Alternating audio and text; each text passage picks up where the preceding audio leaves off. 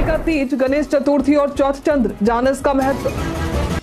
महिलाओं की सुरक्षा के लिए तैनात होगी पुलिस, प्रदेश में शुरू हुई निडर नारी व्यवस्था। शिक्षकों की नई ट्रांसफर पॉलिसी इसी महीने हो सकती है लागू। भू सर्वेक्षण के दौरान इन अनुदेशों को ध्यान में रखे जमीन मालिक। शिक्षकों की नियुक्ति के मामले में जारी हुए नए निर्देश। पैरालंपिक हाई जंप में बिहार के लाल ने किया कमाल, ने 10वीं 12वीं पास वालों के लिए निकाली भर्ती, जल्द करे आवेदन। सेंट्रल कोलफील्ड्स लिमिटेड में trade fresher, technician, graduate, apprentice के पदों पर भर्ती निकाली गई है। इस भर्ती के लिए आवेदन प्रक्रिया शुरू है और आवेदन करने की अंतिम तारीख 21 सितंबर है। इच्छुक उम्मीदवार NAPS पोर्टल www.apprenticeshipindia.gov.in पर जाकर आवेदन कर सकते हैं। इस भर्ती के लिए जरूरी है कि उम्मीदवारों ने 10वीं या 12वीं उत्तीर्ण करने के साथ ही संबंधित क्षेत्र में ITI डिप्लोमा किया हो। उम्मीदवारों की न्यूनतम आयु सीमा 18 वर्ष और अधिकतम आयु सीमा पद के मुताबिक 22 या 27 वर्ष के बीच में होनी चाहिए।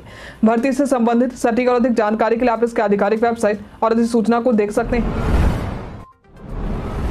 आज है हरतालिका तीज, गणेश चतुर्थी और चौथ चंद्र, जाने इसका महत्व। आज हरतालिका तीज, गणेश चतुर्थी और चौथ चंद्र का त्योहार हिंदू धर्म में मनाया जा रहा है। ये तीनों ही पर्व हिंदू धर्म में विशेष रूप से महत्व रखता है। तीनों ही पर्व में उपवास रखने की परंपरा है। हरतालिका तीज शादीशुदा महिलाओं के साथ कुंवारी कन्याएं भी मनाती हैं ताकि उन्हें अच्छे वर की प्राप्ति हो। तीज में भगवान शिव और माता पार्वती के पूजा का विशेष महत्व है। इसके अलावा आज गणेश चतुर्थी भी मनाई जा रही है, जिसमें भगवान गणेश की पूजा का विशेष महत्व माना जाता है। इसके अलावा आज मिथिलांचल का लोक पर्व चौथ चंद्र भी विशेष रूप से मनाया जा रहा है। इस अवसर पर संतान के दीर्घायु की कामना करते हुए महिलाएं व्रत रखती हैं। महिलाओं की सुरक्षा के लिए तैनात होगी पुलिस, प्रदेश में शुरू हुई निडर नारी व्यवस्था। बिहार में महिलाओं की सुरक्षा के लिए पुलिस कर्मियों को तैनात किया जाएगा। ऐसा करने वाला बिहार तीसरा राज्य बना है। इससे पहले ऐसी व्यवस्था हरियाणा और तेलंगाना में थी। डायल 112 पर एक कॉल करते ही इनकी GPS ट्रैकिंग की जाएगी। वहीं यात्रा के दौरान जो महिलाएं पुलिस से मदद मांगती हैं उन पर 24 घंटे नजर रखी जाएगी। बिहार में इस व्यवस्था को निडर नारी नाम दिया गया है। फिलहाल ये सुविधा पायलट प्रोजेक्ट के तहत बिहार में पटना, नालंदा, गया, भागलपुर, बेगूसराय और मुजफ्फरपुर में शुरू किया गया है। 15 सितंबर से इसे पूरे राज्य में लागू किया जाएगा।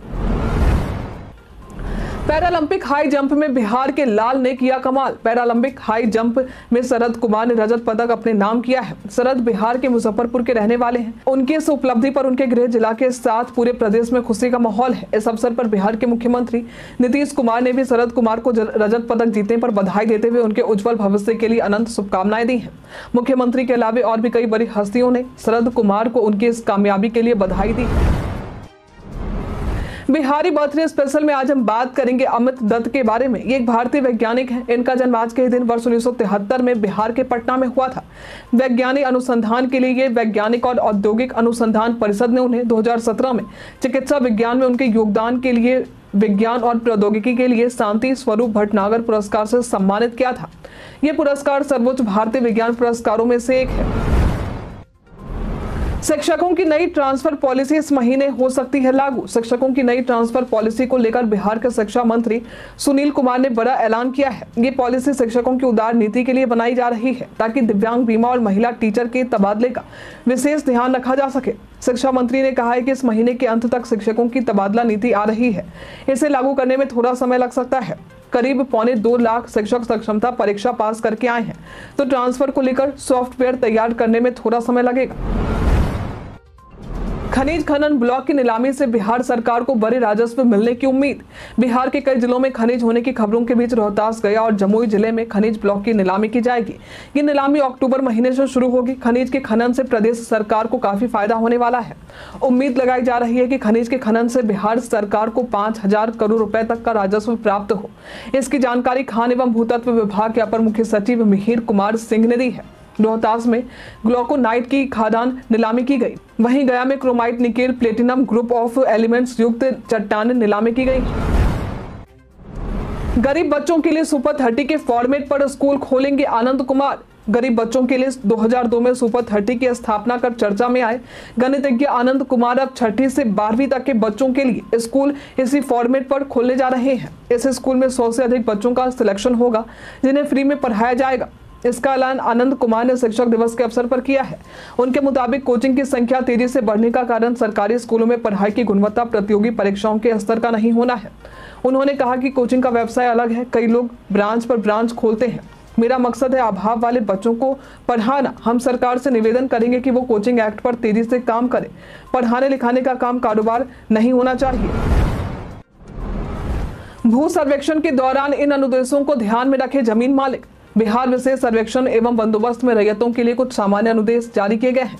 इसके तहत स्वघोषणा का प्रपत्र 2 रैयत के वंशज द्वारा धारित भूमि को भरकर अपने अंचल के शिविर में जमा करने या भू अभिलेखों और परिमाप की वेबसाइट पर अपलोड करने की बात कही गई है। प्रपत्र 3 में वंशावली पर कार्यपालक दंडाधिकारी या नोटरी पब्लिक के समक्ष शपथ करने की जरूरत नहीं है। इससे संबंधित ग्राम पंचायत के प्रतिनिधि से भी हस्ताक्षर करवाना जरूरी नहीं है। इसके अलावा खतियान की सच्ची प्रतिलिपि की भी जरूरत नहीं है।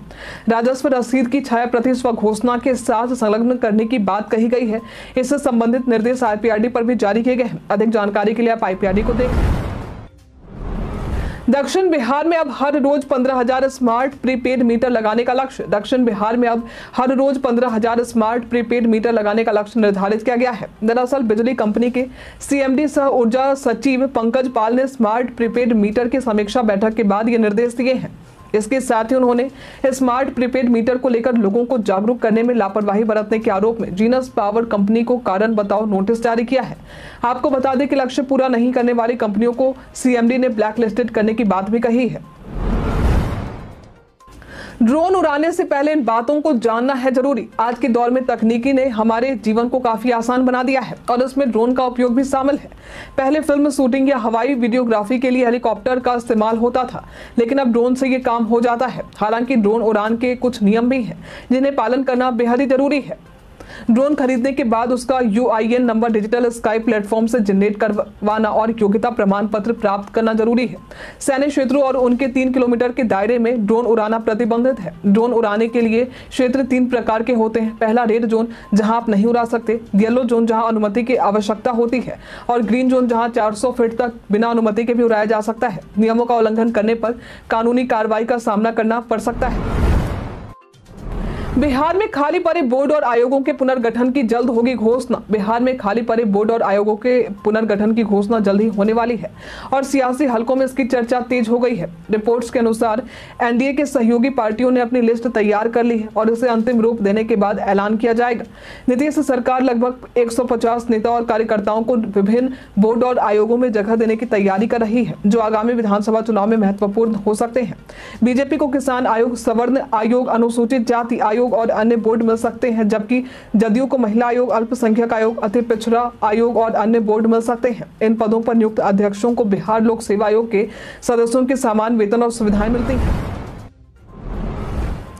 शिक्षकों की नियुक्ति के मामले में जारी हुए नए निर्देश। बिहार के माध्यमिक विद्यालयों में 9वीं से 12वीं कक्षा के बैकलॉग पदों पर शिक्षकों की नियुक्ति के लिए निर्देश जारी किए गए हैं। शिक्षा विभाग ने सभी जिला शिक्षा अधिकारियों यानी डीईओ को निर्देश दिया है कि वो बैकलॉग पदों की गणना कर सूची उपलब्ध करवाएं, ताकि तीसरे चरण की नियुक्तियों में इन पदों को शामिल किया जा सके। सभी डीईओ को पहले और दूसरे चरण की नियुक्तियों की रिक्तियों को आरक्षण समाशोधन के साथ समेटने का निर्देश दिया गया है। साथ ही विभाग ने चेतावनी दी है कि यदि निर्माण कार्य में भी दी गई का समय पर उपयोग नहीं किया गया तो संबंधित जिला शिक्षा अधिकारियों पर कार्रवाई की जाएगी। स्कूलों के अतिरिक्त वर्ग कक्ष, मरम्मत, शौचालय, पेयजल आपूर्ति और आधारभूत ढांचे के निर्माण के लिए 3012 करोड़ 85 लाख रुपए जारी किए गए।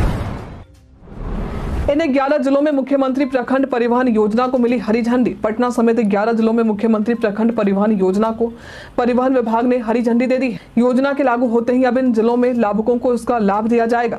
इस योजना के तहत प्रखंड स्तर पर 7 लोगों को योजना का लाभ दिया जाएगा। लाभुकों का चयन कर उन्हें सरकार वाहन खरीदने के लिए आर्थिक सहायता देगी। इस योजना का उद्देश्य यातायात व्यवस्था को मजबूत करना है, साथ ही प्रखंडों को शहरों और कस्बों से जोड़ना है। जिस 11 जिलों में इस योजना के कार्यान्वयन को मंजूरी दी गई है उसमें पटना, जमुई, पूर्णिया, सिवान, नालंदा, मधेपुरा, समस्तीपुर, सहरसा, मुजफ्फरपुर, खगड़िया और सारण शामिल है। बिहार पर्यटन में आज हम बात करेंगे सहरसा के बारे में। ये बिहार का एक जिला है। यहाँ पर्यटन स्थल के रूप में आपको सबसे ज्यादा धार्मिक पर्यटन स्थल देखने को मिल जाएंगे, जिसमें उग्रतारा स्थान, मंडन, भारती धाम, महिषी, सूर्य मंदिर, कंदाहा, चंडिका स्थान, सोनबरसा, रक्त काली मंदिर आदि शामिल है। यदि आप कभी सहरसा जाते हैं तो इन जगहों पर घूमने जा सकते हैं। बिहार का सारण जिला नए कानून के तहत सजा दिलाने वाला देश का पहला जिला बना। केंद्र सरकार द्वारा देश में नए कानून भारतीय न्याय संहिता यानी BNS बनाए गए थे। इस कानून के तहत देश में पहली बार बिहार के सारण जिले में आरोपी को सजा दी गई है। छपरा की अदालत ने मर्डर के मामले में 2 आरोपितों को उम्र कैद की सजा सुनाई है। साथ ही 25,000 रुपए का जुर्माना भी लगाया है। साथ ही ये भी कहा गया है कि जुर्माना नहीं देने पर 6 महीने की सजा बढ़ा दी जाएगी। छपरा अदालत के इस फैसले के बाद बिहार का सारण जिला नए कानून के तहत सजा दिलाने वाला पहला जिला बन